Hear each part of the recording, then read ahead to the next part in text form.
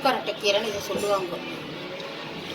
ஆயுர்வேதத்தை புனர்வான்னு சொல்லுவாங்க இந்த கீரை பேர். இந்த கீரை எல்லாருக்கும் வீட்டு தோட்டத்துங்களையும் காடு கண்ணிகளெல்லாமும் இருக்கும், ஃப்ளாட்டுங்கெல்லாம் கூட இருக்கும், காலி ஃப்ளாட்லலாம் கூட இருக்கும் இந்த கீரை. இந்த கீரை பார்த்தீங்கன்னா எடுத்துகிட்டு வந்து வச்சுங்க. ஒரு 3 கப்பு அளவுக்கு கீரை எடுத்துங்கோ. 3 கப்போ 4 கப்போ எவ்வளோ கிடைக்குதோ எடுத்துங்கோ. அப்புறமா தோரம்பருப்பு 3/4 அளவுக்கு நல்லா வேக வச்சு எடுத்துங்கோ. ஒரு மஞ்சத்தூள் போட்டு கொஞ்சம் எண்ணெய் ஊற்றி வேக வச்சு எடுத்துங்கோ. அதுக்கப்புறம் பச்சை மிளகா ஒரு 4-5 பச்சை மிளகா உங்கள் காரத்துக்கு தகுந்த மாதிரி போட்டுங்க. அப்புறம் சின்ன வெங்காயம் ஒரு 10 பல்லு பூண்டு, அப்புறம் ஒரு 5 சின்ன பூண்டு ஒரு 5 பல்லு, சின்ன வெங்காயம் ஒரு 10 சின்ன வெங்காயம், தக்காளி ஒரு தக்காளி, காஞ்ச மிளகா ஒரு 5 காஞ்ச மிளகா தாளிக்கிறதுக்கு, ஆட்டினா கடலை எண்ணெய் ஒரு கரண்டி எண்ணெய் எடுத்துங்கோ. அதாவது ஒரு 3 டேபிள் ஸ்பூன் எடுத்துங்கோ. அப்புறம் சின்ன வெங்காயம் போட்டுங்க ஒரு 10 வெங்காயம்,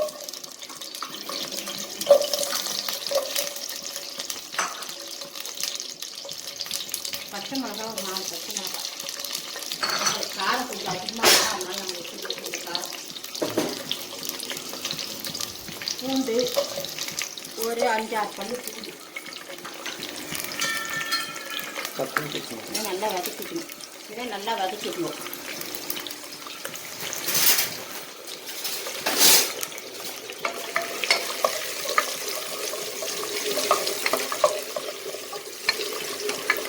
நல்லா வதக்கிட்டு தக்காளி போட்டுக்கணும்.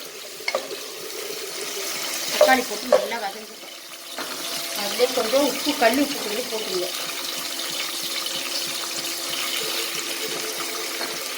தேவையோ உப்பு போட்டுங்க. இந்த கீரை நல்லா மருத்துவ குணம் உள்ளது. அதாவது கிட்னியில் இருக்கிற கல்லெல்லாம் கூட கரைச்சி எடுத்துன்னு வந்துடும் யூரின் வழியா அப்படின்னு பெரியவங்களாம் சொல்லிக்கிறாங்க. எங்கள் மாமியார் எனக்கு சொல்லிக்கிறாங்க. அதை நான் செய்கிறேன் இந்த கீரையை. அதுக்கப்புறம் இந்த கீரையில் நிறைய மருத்துவ குணம்லாம் வந்துடுது. யூரின் பிரச்சனை எல்லாம் போக்குது.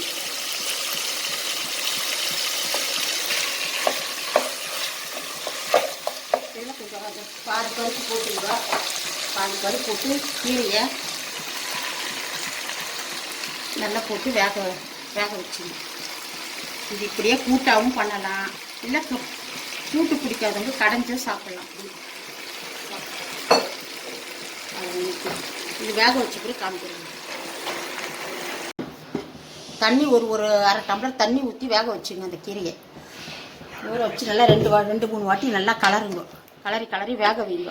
இந்த கீரை வந்து கொஞ்சம் லைட்டாக குழப்பாக தான் இருக்கும், ஆனால் நல்லாயிருக்கும் கீரை. கடையை சொல்ல தெரியாது. இப்போ 10 நிமிஷம் ஆயிடுச்சு. இப்போ அது வெந்துடுச்சான்னு பார்க்குறேன். கீரை நல்லா வெந்துடுச்சு. நல்லா வெந்துடுச்சு. பசங்க ஆயிடுச்சு. இதை நீங்கள் சட்டியில் போட்டாவது கடைஞ்சிக்கோ, இல்லை மிக்சியில் கூட போட்டு கடைஞ்சிக்கோ. நான் மிக்சியில் போட்டு கடைஞ்சிக்க போகிறேன்.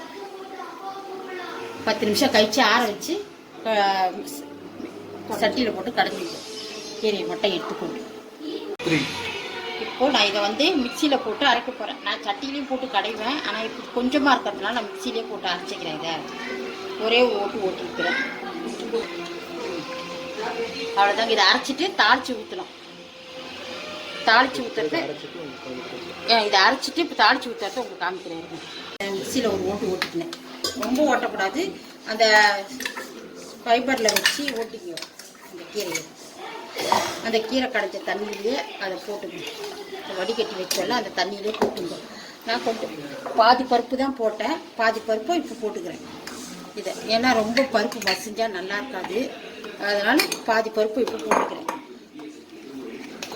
இப்போ போட்டுக்கின்னு இதை வாங்க தாளித்து ஊற்றலாம். இப்போ காஞ்ச மிளகா நான் முதலே சொன்னால ஒரு 4 காஞ்ச மிளகா தாளித்து போட்டுங்க. காஞ்ச மிளகா போட்டுங்க, கடுகு போட்டுங்க, உளுத்தம்பருப்பு கொஞ்சம் போட்டுங்க, கொஞ்சம் உங்களாண்ட வடகம் இருந்தால் வடகமும் போட்டுங்க.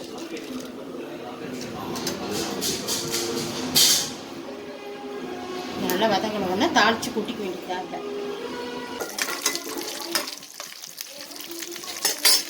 பெருங்காயம் வெங்காயம் போட்டுங்க.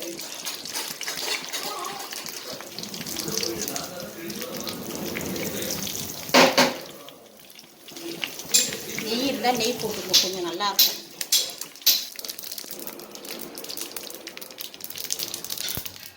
ஸ்டவ் ஆஃப் பண்ணிடுங்க.